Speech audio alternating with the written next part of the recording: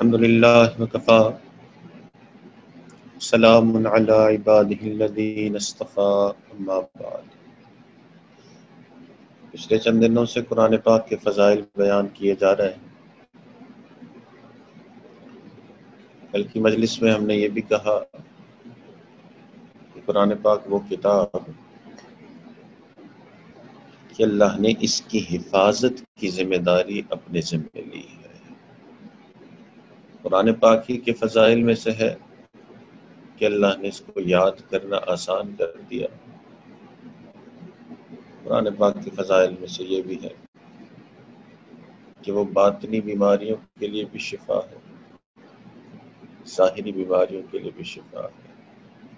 اللہ نے خود اس کتاب کے بارے میں فرمایا کہ ھذا ذکر مبارک انزلناہ، برکت والی کتاب ہے۔ جس نے کتاب کے ساتھ تعلق رکھا، قرآن کے ساتھ تعلق رکھا، وہ خود اپنی زندگی میں برکتوں کو محسوس کرے گا۔ آج کی اس مجلس میں قرآن پاک کی ایک اور فضیلت بیان کرنے کا ارادہ، اور وہ یہ کہ قرآن پاک میں اللہ تعالیٰ نے کچھ عجائبات رکھ دی ہیں، اور ان عجائبات کو آج کے زمانے میں زیادہ دیکھا گیا، اور اس کو دیکھ کر حیرانگی آج کے زمانے میں زیادہ ہوئی کہ وہ ایسے چند سائنسی انکشافات ہیں کہ جو سوچا ہی نہیں جا سکتا کہ کوئی شخص ایسی بات 1400 سال پہلے کر دے۔ مثال کے طور پہ قرآن پاک میں اللہ تعالی نے فرمایا والشمس والقمر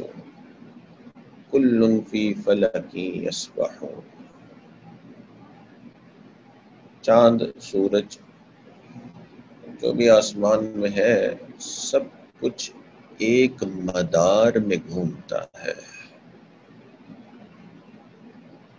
1400 سال پہلے یہ جو مدار کا کانسیپٹ دینا، مدار کہتے ہیں اوربٹ میں، ایک چکر میں گھوم رہا ہے۔ صرف یہ نہیں کہا کہ ایک چکر میں گھوم رہا ہے، بلکہ جو کچھ آسمانوں میں ہے ساری چیزیں ایک چکر میں گھوم رہی ہیں۔ اب یہ بہت بڑا سائنٹیفک کلیم ہے، بڑا دعویٰ ہے، اور آج سے کچھ 100-150 سال پہلے تک سائنس کی دنیا کہتی تھی کہ جی اس کائنات کے اندر یہ جو کرۂ ارض ہے نا، زمین، یہ ساکن ہے، اور سورج اور یہ جو دوسرے سیارے ہیں یہ اس کے گرد گھومتے ہیں۔ پھر ایک سائنسدان تھا، اس کا نام تھا گیلیلیو،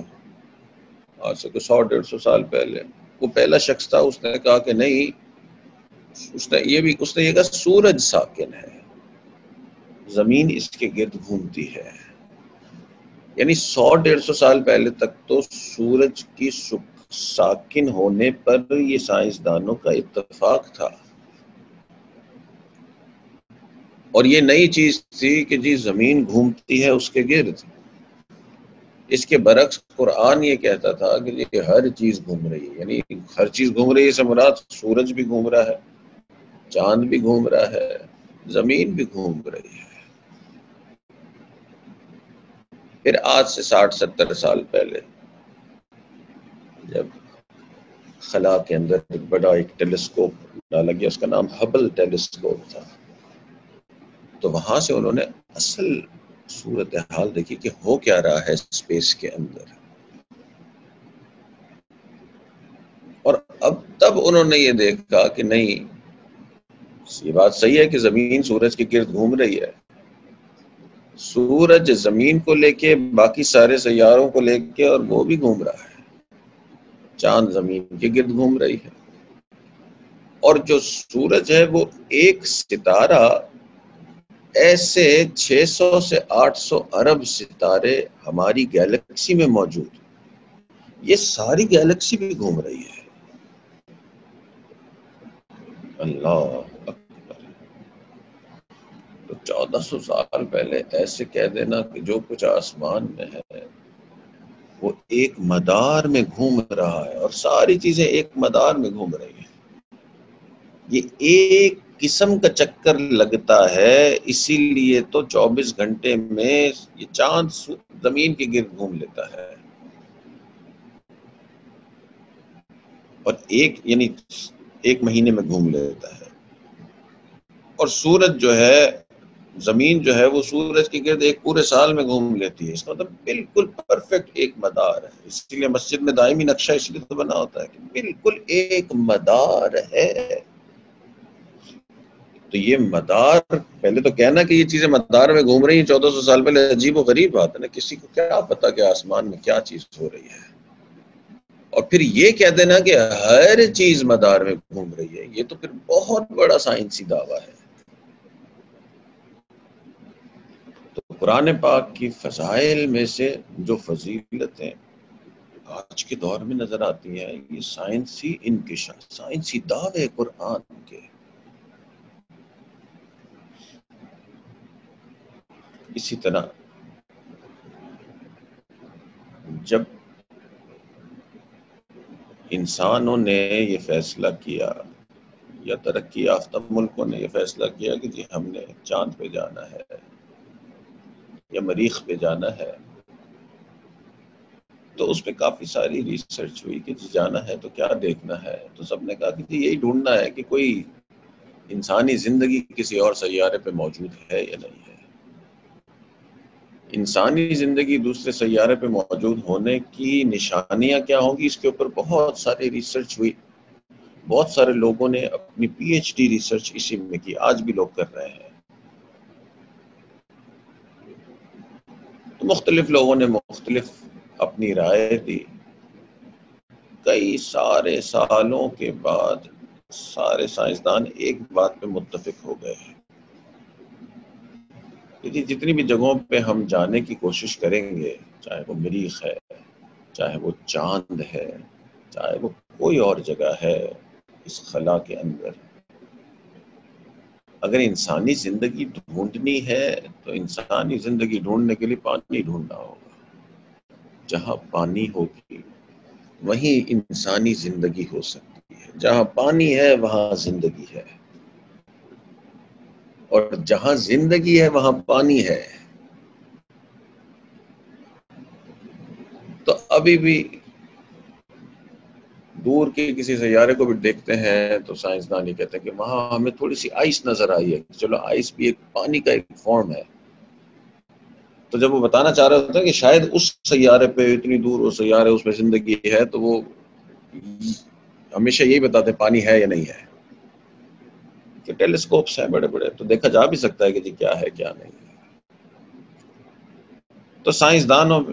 نے اس بات پر اتفاق کر لیا اس صدی میں کہ جو ڈھونڈنے والی چیز ہے وہ پانی ہے،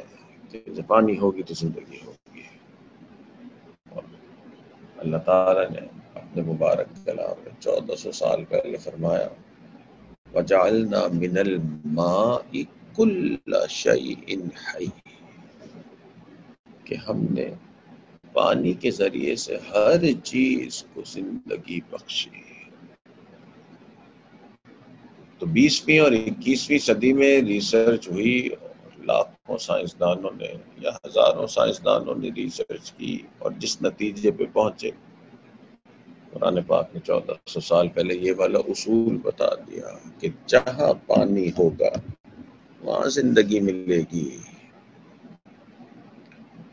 تو قرآن پاک کے فضائل میں سے جو حیران کن آج کے زمانے کے لیے جو فضائل ہیں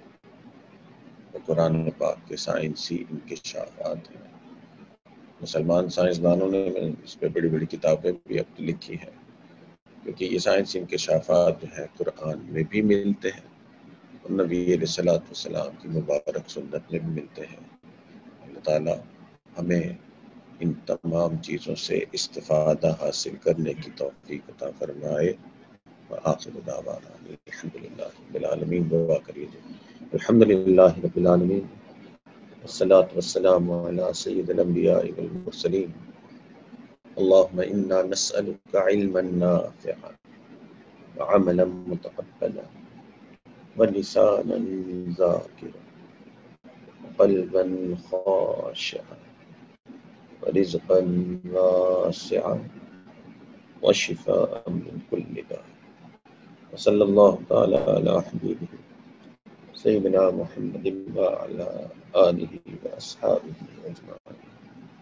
برحمتك يا